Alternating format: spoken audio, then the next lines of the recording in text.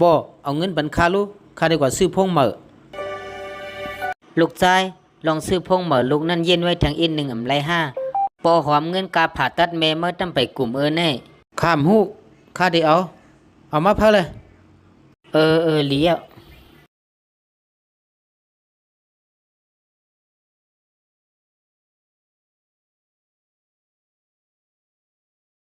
เอามาเพิ่เลยมีติ้นอยู่ลูกชายยอมจ่ายเงินอีกหนึ่งแลพอหาเงินให้ป้อไรก็มันนำง่าย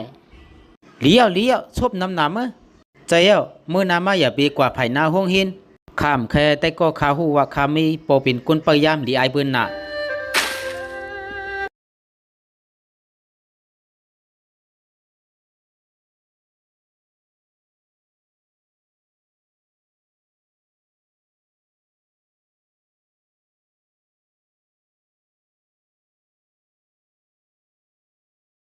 ฮัลโหลไอ้เมือง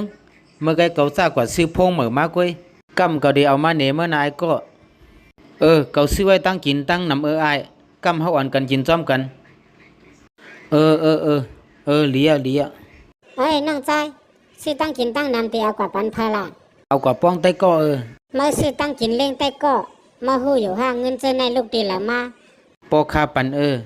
ปอหาเงินตอนตาคาจ่ายอยู่ย่อมจะห้าเยี่ยวก็ปอหาเงินไรหนึ่งวันหนึ่งอิดกุยเงินจ่ายเขาก่อมปอสัมปายป้องใต้ป้องเนือลิซันน่ะพ่อแม่เฮาสั่งสอนร้านในเฮาเป็นรองสมตาก้อยเขาเฮ็ดการหาเงินในมันนำง่ายป้อแม่เขาจังมาแต่มีเงินขึ้นเฮ็นจังแต่มีเงินซื้อตั้งกินจังแต่มีเงินซื้อพงฮะมีเขาก็ข้ามีอ้อยก็ตั้งนำอยู่อ้อยก็หลีตีห้องเฮนมีตั้งนำน้องชายลองเจ้าในลาดอำไรป้อมยุ่มในก็ฉิบพงหาใต้ก็มาทำใต้ใจใต้ก็หลีมาเจ้านั่นแหละลาดในเขาว่ามั่มไปไล่กินข้าวป้าด้วยก่อนแต่มีเผอมาไล่อยู่ฮัลโหลไอ้เมืองเมื่อเร็วกำไปไล่กินข้าวแน่เก่าใครให้มา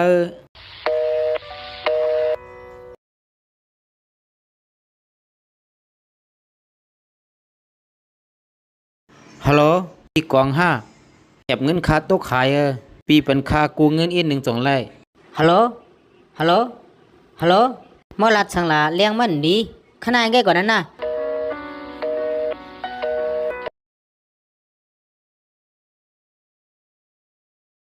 ทางแต่การเข้าตีเน็ตกว่า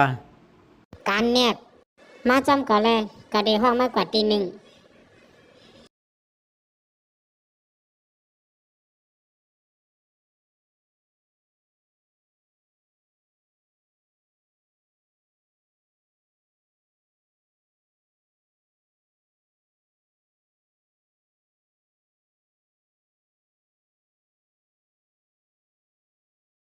มาเลย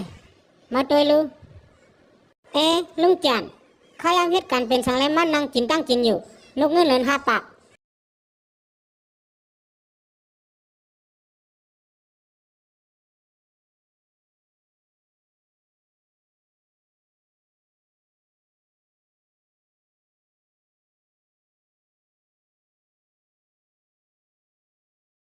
ชิงเท่าปยามหันก็เมื่อป้อมหมอนับยามจองเมื่อยุ่มเมื่อพวกเขาให้เมื่อออกการก็ไล่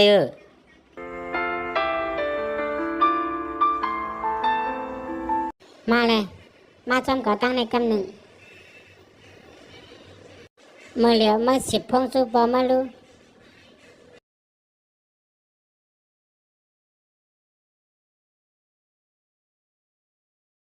ฮัลโหลลุง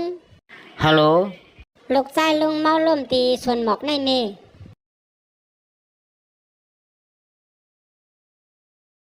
ปอลูกชายลูกสองเป็นชังหือมีเหลือปอตัวลูกสองเลยตั้งเจ็บปอข้ามเป็นชังข้ามและเป็นชังลูกในเหมือนหนังว่าเป็นหมักโฮเจอปอลูกเป็นชังกว่าสิลองปอดีเฮ็ดจังหืออยู่เย้าล่ะปอควางบันคาอีกหนึ่งอำเป็นชังก็เลี้ยว